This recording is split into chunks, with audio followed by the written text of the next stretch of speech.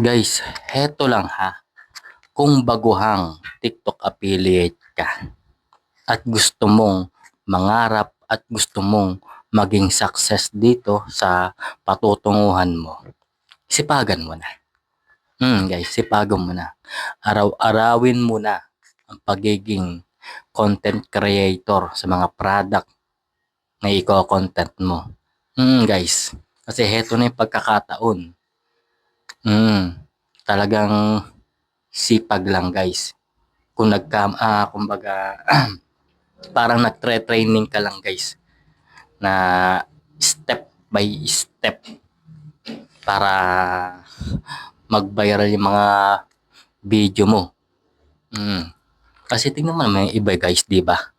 Yung mga sobrang daming video diyan sa tagal nila sa pagiging affiliate. O tignan mo, may isang nagbunga. Kahit isang video lang guys, sigurado ako, basta hindi ka titigil sa pagiging affiliate mo, sigurado may magbo-boom dyan, may magbabiral dyan. Basta huwag ka lang tatamarin at kailangan mong magsipag, magtiyaga, at mag-aral araw-araw kung talagang pangarap mo maging success dito sa pagiging TikTok affiliate. Kasi yan lang naman ang susi guys. Ang magsipag, magtiyaga, mag-aral. Kaya kung gusto mong mangarap ng malaki, aba, walang imposible. Yan lang ang masasabi ko guys. Tingnan mo naman kasi mga naging successful na, di ba? Ganon din ang mga ginawa nila. Una, walang-wala talaga. Walang nanonood. Walang bumibili. Ano lang ginawa nila? Ayun, nagpatuloy, nagtiyaga, at ayun, nagbunga.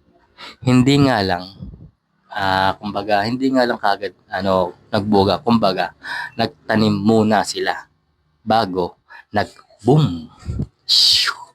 Diba? Ganun lang guys. Kaya sa tingin mo na hindi mo kaya, wag mong isipin.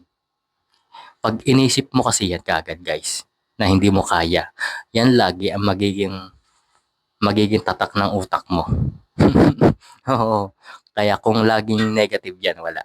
Tumigil ka na lang.